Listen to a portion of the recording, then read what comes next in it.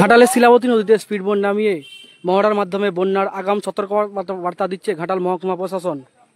সবাই সাবধান, সামনেই আসছে আমাদের বর্ষাকাল। ঘাটালে সবাই জানেন যে বর্ষাকালে প্রায় প্রত্যেক বছরই নিয়ম করে বন্যা হয়। তো বন্যার সময় আমাদের এরকম অনেক স্পিড বোট ব্যবহৃত হয়। আমাদের স্টেট যে সিভিল ডিফেন্স তাদের এরকম বোট আছে, এটা আমাদের নিজস্ব সিভিল ডিফেন্সের বোট। এরকম অনেক বোট পুলিশের ডিএমজি গ্রুপের কাছে থাকে, এনডিআরএফ টিম আছে তাদের কাছেও থাকে। ঘাটালে প্রায় প্রত্যেক বছরই বন্যা হলে এরকম 20-30টি বোট অপারেশনের মধ্যে থাকে। সেই সম্বন্ধে আমরা সবাইকে সতর্ক। শিলাবতী নদীর জলে ছুটছে সিভিল ডিফেন্সের স্পিড বোট। হ্যান্ড মাইক নিয়ে নদী পাড়ের বাসিন্দাদের বন্যার আগাম সতর্কবার্তা করছে ঘাটালের মহকুমা শাসক সুমন বিশ্বাস। প্রতি বছর বন্যার প্লাবিত হয় পশ্চিম মেদিনীপুর জেলার ঘাটাল মহকুমার বিস্তীর্ণ এলাকায়। জলের তলায় ডুবে যায় রাস্তাঘাট থেকে শুরু করে বিঘের পর বিঘে কৃষি জমি। চরম সমস্যার মধ্যে পড়ে ঘাটালে লক্ষাধিক মানুষজন। শিলাবতী নদীর জলে স্পিডবোট নামিয়ে মহড়ার মাধ্যমে বন্যার আগাম সতর্কবার্তা দিচ্ছে পশ্চিম মেদিনীপুর জেলার ঘাটাল মহকুমা প্রশাসন।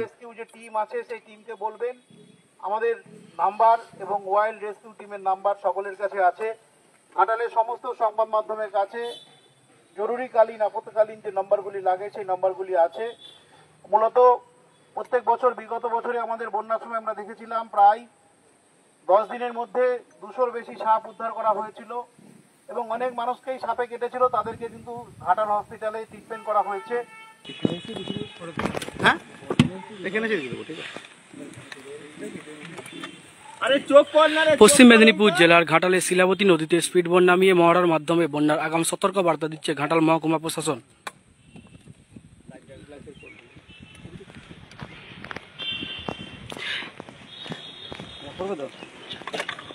ঘাটাল অধিবাসীদের বিজ্ঞপ্তি জানানো যাচ্ছে যে আপনারাও সতর্ক থাকুন।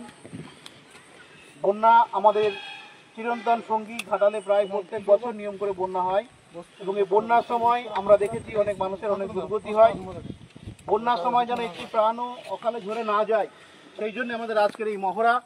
আমরা নদীবক্ষে এই মহড়া করছি। আজকে শিলাবতী নদী বক্ষে আমরা যাত্রার পথে সবাইকে সতর্ক করতে করতে যাব, যাতে করে আমাদের এই মহড়ার মধ্যে দিয়ে অনেক মানুষ সতর্ক হন। আমরা অনুরোধ করব, ঘাটালের অনেক শিশু এবং যারা কিশোর বিভিন্ন স্কুলে পড়াশোনা করে, আমরা সেই স্কুলেও ছেলে মেয়েদের সঙ্গে বৈঠক করে দেখেছি, মিটিং করে দেখেছি, তারা অনেকেই সাঁতার জানে না। তো এইটা আমার অনুরোধ থাকবে অভিভাবক অভিভাবিকাদের কাছে, যারা ঘাটাল এলাকায় বসবাস করেন, আপনার সন্ততিদের আপনারা সাঁতার শেখান। এখন আমাদের হয়তো সুইমিং পুল নেই ঘাটালে, তবু অনুরোধ করব আপনারা যে প্রাকৃতিক যে জল, নদী, খাল, বিল, পুকুর ইত্যাদি আছে, সেখানে বর্ষাকালে যথেষ্ট জল হয়, সাঁতার শেখার মতো পরিবেশ হয়। আমি অনুরোধ করব যে আপনারা নিজেরা যেমন সাঁতার জানেন, যেন আপনাদের সন্ততিরা তারাও এই সাঁতারটা শিখে রাখে, কারণ জীবন বাঁচানোর জন্য কিন্তু এটা খুবই দরকার।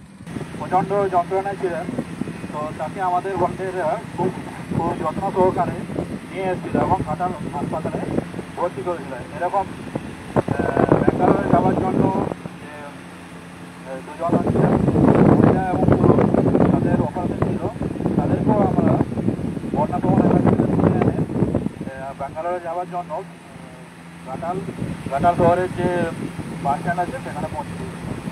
আমরা আজকে মহড়া করছি, সিভিল ডিফেন্সের টিম আমাদের সঙ্গে আছে। আমাদের যে রেস্কিউ বোট আছে, স্পিড বোট, এই বোটটা আমরা বন্যার সময় ব্যবহার করি প্রত্যেক বছর।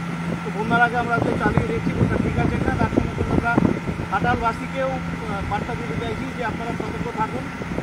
সামনেই বর্ষাকাল, হয়তো আর কিছুদিনের মধ্যে নদীর জলও বেড়ে যাবে।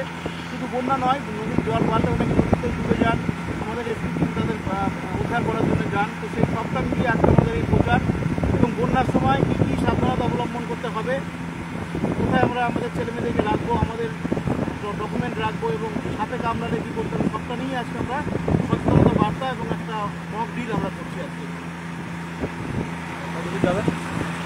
আমরা যাবো যতটা যেতে পারি, আমরা যাবো,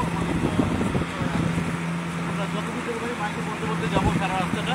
অন্তত নদীর পাড়ের যে অধিবাসীরা আছে, অনেকে এখনো স্নান করছেন আশেপাশে, তারা সবাই আমাদের এই মক ড্রিলটা তারা দেখছেন এবং তারাও সতর্ক হবেন আমাদের এই মক ড্রিলের পরে। এবং আমরা স্কুলগুলি খুললে স্কুলগুলিতেও যাবো, সেখানে হাতে কলমে বাচ্চাদেরকে কী করে বাঁচাতে হয় বন্যার সময় সেটাও দেখাবো।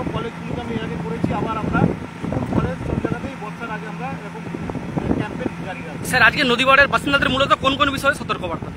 আজকে মূলত আমাদের বন্যা হলে কী কী সতর্কতা আগাম নিতে হবে, বন্যার আগে আমাদের কী কী নিতে হবে, বন্যার সময় কী কী নিতে হবে এবং বন্যা হয়ে যাওয়ার পর আমাদের কী কী সতর্কতা নিতে হয়, সবটা মিলিয়ে আজকে আমাদের হাতে কলমে প্রশিক্ষণ শিবির এবং মক ডিউটি চলছে। বন্যার আগে যেমন আমাদের ডকুমেন্ট, বিভিন্ন দরকারি জিনিসপত্র, ওষুধপত্র, খাবার ইত্যাদি সংগ্রহ করতে হবে, মরণী পশুদের খাবার ওষুধে রাখতে হবে এবং বন্যার সময় আমাদের নিজেদেরকে এবং নিজেদের গবাদি পশুগুলিকে কিছু জায়গাতে, সুরক্ষিত জায়গাতে নিয়ে রাখতে হবে। তারপর বন্যা শেষ হওয়ার পরে আবার আমাদের মেডিকেল একটা সমস্যা হয় যে বন্যা হয়ে গেলে এলাকা দূষিত হয়ে যায়, অনেক রোগ জীবাণু হতে পারে, বন্যা সেগুলোর থেকে বাঁচার জন্য হসপিটালে যাওয়া, সাপে কামড়ালে কী কী করতে হবে, বাড়ির আশেপাশে সাপ অনেক সময় ঢুকে যায় বন্যার জল বেড়ে গেলে, তো সেই সময় সাপ দেখতে পেলে এবং কী কী করতে হবে, সাপ ওয়াইল্ড রেস্কিউ টিমকে জানাতে হবে। তাছাড়া বাড়িতে কী কী রাখলে সাপ আসে না সেটাও আমাদেরকে নজর রাখতে হবে, যেন বন্যার জল বেড়ে গেলে বাড়ির উঁচু ঢুকিতে, বাড়ির ডাবার মধ্যে যে সাপ ঢুকে যেতে পারে সেটা যাতে না ঢুকতে পারে তার জন্য সতর্কতা সবটাই আমরা আজকে এখানে নিচ্ছি।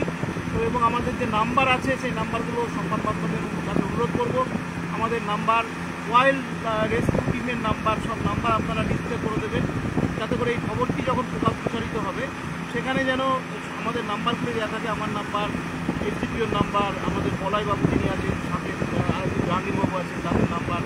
তো মূলত যাতে যে নাম্বারগুলি মানুষের কাছে খুব প্রয়োজন হয় বন্যার সময়, আমরা প্রচুর ফোন পাই, বন্যার সময় সারা রাত ধরে আমাদের কাছে ফোন আসে, তো সবার কাছেই নাম্বার আছে, তবুও আপনারা দিয়ে দেবেন যাতে করে মানুষজন সতর্ক হয়, সাবধান হয়।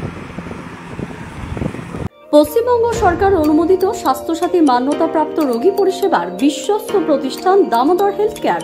এখানে রয়েছে semi modular OT, OPD, general medicine, gynaecology, gynae surgery, general surgery, orthopaedic surgery, ENT surgery, advance physiotherapy clinic, medicine বিভাগ, অ্যাডভান্স ডায়াগনোসিস সেন্টার সহ নানান পরিষেবা রয়েছে। 24 ঘন্টা লিফট পরিষেবা, এছাড়াও 24 ঘন্টায় থাকছে অ্যাম্বুলেন্স পরিষেবা, সাথে মেডিকেল ইন্স্যুরেন্সের মতো প্রয়োজনীয় সুবিধাও। এছাড়াও রয়েছে ওষুধের দোকান। ঠিকানা মিলমোড়, কতুলপুর, বাঁকুড়া।